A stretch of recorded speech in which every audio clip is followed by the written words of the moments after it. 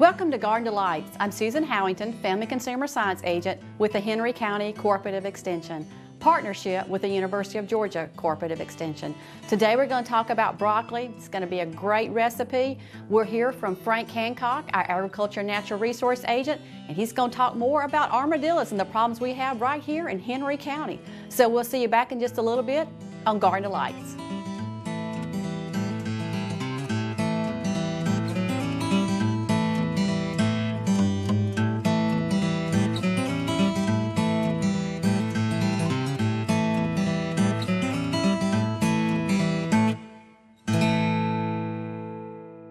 Welcome back to Garden Delights. Today we're talking about broccoli, and you're going to hear from Frank later. But let's talk about broccoli and how much I love broccoli. Now, broccoli is a cool season vegetable, and so this time of year is when you're going to see vegetables growing in people's garden, and you're probably going to see the broccoli. But if you don't have a garden and you want to buy broccoli, it is the best time to buy it is when it's in season. And right now it's getting its peak time as far as in season. So this is the time to buy it. But it is also good as far as the nutrition part of it. So let's talk about broccoli. I have a little bit right here that I'm going to use for my recipe.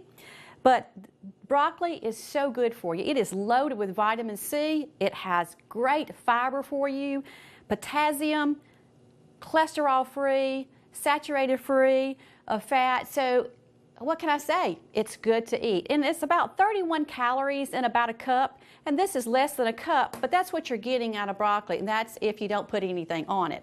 But what I do like about broccoli, you can eat it raw or you can eat it cooked. So, and it's really good as far as being raw and crunchy. You're getting that great fiber from it. When you're selecting that broccoli, even if it's from their garden, you want to look at the florets of the flower part of the broccoli. The reason why is you're looking for the firm, real tight flowers, and that's what you're looking for, because that's going to be the peak of that broccoli. If it's gone too far as getting it to maturity, you're going to see bigger flowers, and you don't want that because the broccoli is not going to be as tender and as tasty when you're looking at your broccoli. So when you're buying it or picking it from your garden, look for the florets. Look for the top of it, the flower part of it, to make sure it is really tight in the flower part. Also, you don't want to buy any kind of broccoli that is very limpy or wilty looking, because that tells me it is not going to be fresh. So when you're buying it at the grocery store, pick it up, look at it, look at the flower part of it, and then look at the stem part of it. Make sure it's firm before you pick it out and buy it, because I'm very picky about my vegetables, and when I pick them out, I'm going to pick out the very best one that I'm going to pay my money for, and I want you to do the same thing also. Now, selection is pretty easy as what you're looking for, but let's talk about storage. Broccoli will store in your refrigerator for about 3 to 5 days. Now, when you buy it from the grocery store, a lot of times it has a plastic container around it, and that's okay. You may want to even put it into a Ziploc bag too, just to keep it sealed up, and it'll stay about 3 to 5 days, like I said, but it really, really freezes wonderful. And so if you're looking for a way to prolong that broccoli and pull it out, especially if it's out of your garden and it's fresh, you'll want to freeze it and bring it back out in the winter months when you're looking for that taste of broccoli and a recipe that you want to use, and there it is, and it's going to be so fresh tasting too because it freezes so well.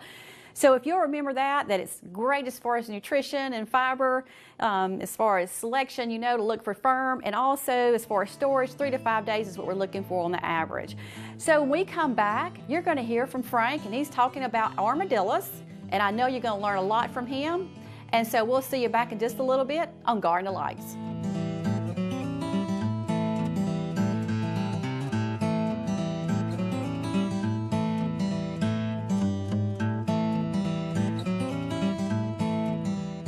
Okay, today we're going to talk a little bit about armadillos. I've had a lot of calls about armadillos this summer. I think this was a good summer. They raised plenty of young, and they've been invading people's yards. I think the drought has made them concentrate on folks that are irrigating their lawns and their flower beds. That makes for easier digging. They eat insects and grubs, and if you're watering your lawn, it makes the grubs come up closer to the surface, and it makes the lawn easier for them to dig in. So they're kind of in the anteater category. In fact, they will eat fire ants. If it wasn't for tearing up the turf and the flower beds, you could consider them to be beneficial creatures, because they do eat a lot of insects that we would like to not have around. They're kind of interesting. If you ever walk up on an armadillo and you startle him, he can jump up in the air about this high. He can jump 4 feet off the ground. And when he does, it startles you, and you kind of back up and say, whoa, what is that? And by the time you figure out what's going on, he's already hidden from you, and he's hard to find. I had a friend of mine from Montana was here one time. We were walking through the woods and came up on an armadillo, and it did that. It jumped up in the air, and then it kind of vanished, and he'd never seen an armadillo before, so he wanted to get some pictures of it. And it probably took us 10 minutes to find that armadillo. He was just up under the brush there, hiding from us. They can inflate their intestines in their stomach, and they can float. So if they got to go a long ways across a body of water, they blow themselves up, and although they're pretty good swimmers, they can do a lot of floating when they puff themselves up. They can also swell themselves up like that if a coyote or something gets after them and they go down in their hole. They can swell themselves up in that hole, and the predators will get tired of trying to get them out of there and give up on them before they do any damage to them. They also can hold their breath, they say, for up to 6 minutes. I'm not sure, but they can walk across a body of water on the bottom. If it's not very far, they just hold their breath and walk across the bottom. They were known as Hoover hogs back during the Depression, because folks blamed President Hoover on the Depression, and they were having to eat armadillos to survive. So they had that nickname of Hoover hogs. That jumping characteristic that they have is why you see so many of them dead on the highway. If you try to miss him, he's going to jump at the last minute, and you just can't hardly miss him, because he's going to jump up into the car whether you missed him or not. They are carriers of Hansen's disease or leprosy. They have that bacterium. About 20% of the population of the 9-banded armadillo are suspected of having that bacterium. It doesn't really bother the armadillo. They don't live that long for it to have any effect on them. But if you're planning on keeping one as a pet, we don't recommend that. Or if you're going to hunt them and eat them, you need to cook them really good, because eating raw armadillo is another way you can get that leprosy bacterium from them. They're a perfect carrier. They're used in the research on leprosy because they've got a body temperature of about 90 degrees, and the bacterium lives in that environment. It doesn't live very long at all if it gets out of the body. So they're a perfect candidate to use for research into leprosy. The good news is 95% of the people don't get leprosy, and the chances of you getting leprosy from an armadillo are pretty slim. In fact, we think humans gave leprosy to the armadillo about 400 years ago. So that is something to consider if you're thinking that you'd like to have one for a pet. They're eating grubs, they're insects and grubs. So in your flower bed where you've got all your mulch put down, as it starts to decompose, insects are part of the decomposition process. So you've got earwigs and centipedes and millipedes and beetles and snails, and all of those kind of things are in that mulch as it composts. So you might want to consider getting rid of their food source as a control mechanism. If you can treat the yard for grubs and get rid of some of the grubs, consider using some inorganic mulching materials. I got a piece of this material just laying here that lets the water through, doesn't let the weeds get through, and it doesn't decompose, so therefore it's not an attracting thing for insects. So if you can do that, you also use some pea gravel on top of it. That makes a fairly attractive place. We've got some pea gravel here in this garden on plastic. So just consider those things as you're working with them. They can also be trapped. We had a class not long ago, and I said we were going to talk about armadillos, and 76 people showed up, and they all had their armadillo stories, and some of them had trapped 17 in the same place, and one guy he'd trapped 13. I was kind of amazed at how many people stay up all night with their high-powered flashlights waiting to shoot armadillos if they come in their yards. I think some of these neighborhoods have got armadillo militias that go after them every night. So that is working them on the end of the spectrum, though. If you get rid of their food source, if you don't let them live under your house, they can't stand the cold temperatures in winter, so when we have a cold winter, that will eliminate some of them, unless you're letting him live under your house where it's warm under the house and all, then he can survive the winter pretty good. They come out at night mostly, but in the wintertime when it's cold, they will come out during the heat of the day. So they don't hibernate, so they got to forage for food at least every other day or so. So a good cold winter will help control them. The other thing you can do is trap them. Some people have good results with trapping them using all kinds of cages. Some people build big rabbit boxes, others use steel traps, but they say that the wooden traps that have a door on each end are the most successful. They see through it. They think they're just walking into a tunnel. You don't need to use any bait. You set it in a place where they're traveling anyway. Some people take popsicle sticks and string up and put a tripwire up so they can kind of tell how they're coming into the garden or how they're coming in the yard, and that's where they set their trap.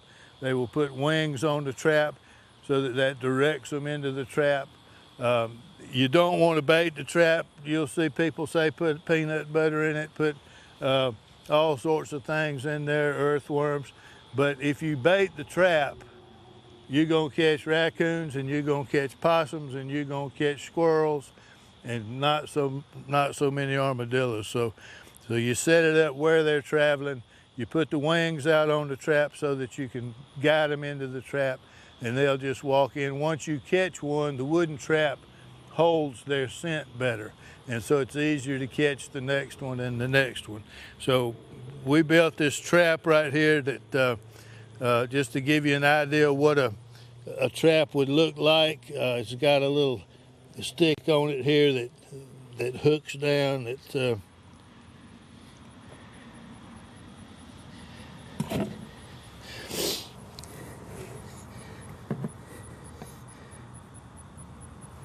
And so that's what it looks like when it's in the set position. The stick goes down inside, so as they try to walk through it and they interfere with this stick, closes both doors down on them, and so now you have him captured. If you're going to set traps, so you got to check them every day. You can't go trap something in the trap and let it sit there for 3 or 4 days before you go do whatever you're going to do with it. But that's one way that you build a trap to catch them. And like I said, other people have good luck with other traps. The key thing is to set it where they're traveling and just give them something that tracks them into the steps. You can put little fences around some of your plants. Armadillo can climb over a fence, but if you set the fence at about a 40-degree angle around the flower bed, he won't generally mess with that. He'll walk on past it. And that's about what I know about armadillos. We're going to go in here and see what Susan's cooking. I'm betting it's not going to be armadillo though.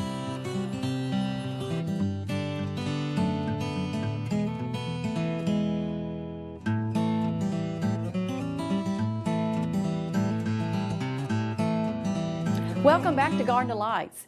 We're talking about broccoli today, and I'm going to be making a chicken broccoli casserole. And I'm going to keep it on the low-fat stage of it. And so we've talked about our broccoli and how it's wonderful for us, and it's also low as far as calorie goes. So the recipe is pretty simple. And this recipe is going to make a 9 by 13 pan. But I have halved it just for the show so you can see what it looks like, because I want you to see this because you can freeze this very well. And so if you don't want a big one, 9 by 13, you can take it and half it, eat one and freeze it, the other half, and bring it out later. So the recipe is going to call for about 2 cups of cooked rice. And so I already have that cooked. It will tell you to spray your glass container, whatever you're using, with some kind of spray. And so this is about a frozen, like about a 10-ounce bag of broccoli, and so you're going to layer it. We're not going to mix it all together. We're going to make it layered because I think it looks even nicer when you look at the side of it, how nice it's going to look with it being layered. So this is about 10-ounce bag, and now this was frozen because I wanted to make sure you understood how well broccoli freezes and how well it looks. Now I did cook it just a little bit in the microwave to warm it up, and look how beautiful the green looks. And I'm going to go ahead and add this other part that I had in this little bowl because I want to make sure we have broccoli all over it. And so that's going to be your first 2 layers. Then the second layer is going to be chicken. And the chicken, you're going to need at least about 2 cups of chicken. You want, or 2 to 3 cups is what you're going to want. It just depends on how much you want as far as the chicken goes. But this is about 3 cups of chicken, and like I said, the other half has already been used to freeze the other part of this. So you're going to have chicken, and this is fat-free sour cream that we're going to add to the chicken. And like I said, I'm going to try to keep it on the low part of it. The other part that we're going to add is, this is light mayonnaise, and this is a 1/2 cup that you're going to add to it. And that's what the recipe is going to say, is about a 1/2 cup. And then we're also going to add, it's going to tell you need a can of cream of chicken. And so we're going to add that also. And this is the fat-free cream of chicken. And also too, if you're trying to look for something low in sodium when it comes to your soups, there are soups out there that'll be less sodium in them. So you know, when you're looking at your label, that would be a good point to look at as far as that goes. I'm going to move this around just a little bit. And the last thing it's going to tell you in the recipe is about, you're going to use about, this is about a tablespoon of lemon juice, and I've divided it for this half right here. So it's going to just give a little bit of spunk taste to it. And then you also are going to add 8 ounces of light cheese, and you can get fat-free too. And you're going to add this to the mixture. And I'm going to save a little bit out of it. And this part is going to be used for the top of it. So what I'm going to do now, I am going to also, and I have it wrapped up here, I want to add just a little bit of salt and pepper. And I don't know how well I did this, but I didn't want to have to put it in a little bowl, and I don't know how well it's going to come undone, but I'm going to try it. And you don't have to put a whole lot, but I think just a little bit of salt and pepper to taste really can add to it also. So I'm going to just kind of dump that in there. I think I got most of it. And then you're going to just stir this around, mix it really good with the chicken. And the chicken breast, you know, it's on the average, you're going to get about 3 cups of the chicken breast. And you just want to mix this up really good. And this is going to be our 3rd layer. And this smells really good. Just all these mixed together with this chicken smells really good.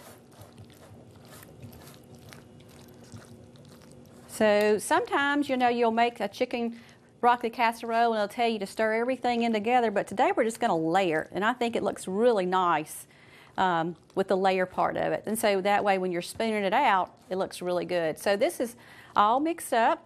And so what I'm going to do is just move this over, oops, and we're going to just spoon this right on top. And I'm going to try to spread it out after I get it on top.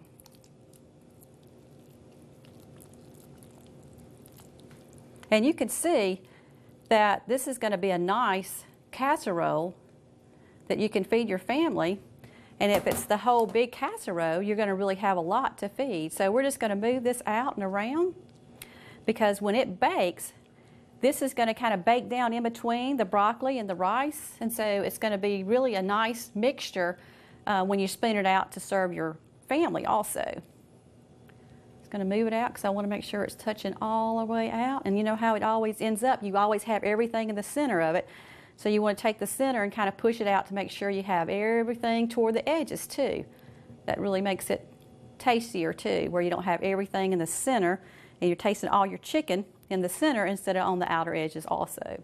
So that's what it pretty much looks like. Very simple, very tasty. And then the last thing you're going to do is you're going to add a little bit that you reserved from the cheese that you had, and you're just going to sprinkle that on top of it. And then you're going to bake this in an oven about 350, and depending on your oven, you know, every oven's different as far as how fast things will bake. So you'll want to look at that part of it and decide if you're going to go about 30 minutes to 40 minutes. And that really depends on everything that you're cooking, because you want to make sure it's cooked all the way through. And what you're going to see is all this kind of bubbling at the very bottom of your casserole dish. And then you know you've got it hot enough and it's ready to go. So I would say after about 25 to 30 minutes, depending on your oven, check it and see where it is. And then once you bring it out of the oven, it is ready to go. You can leave it just like this and freeze it just like this also, and it would be something you could bring out later. So we come back, Frank and I will be tasting this chicken broccoli casserole. So we'll see you back in just a little bit on Garden Delights.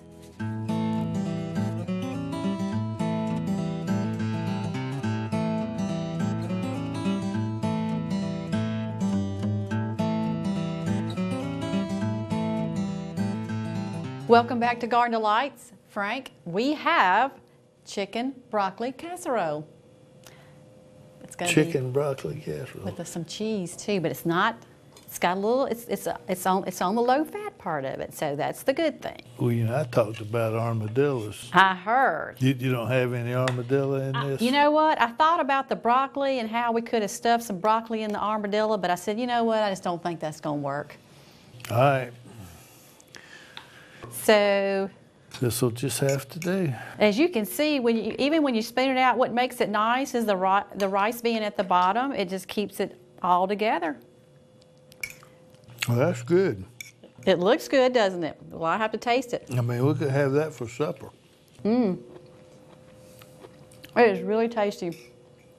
Still a little warm, and I like it because the broccoli is still a little crunch to it. It's not soggy. I like it.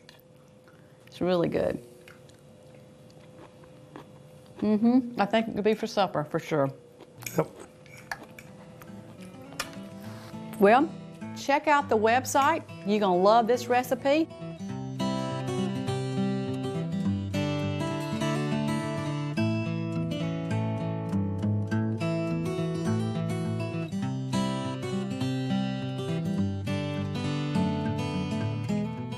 And Frank and I will see you next time on Garden Delights.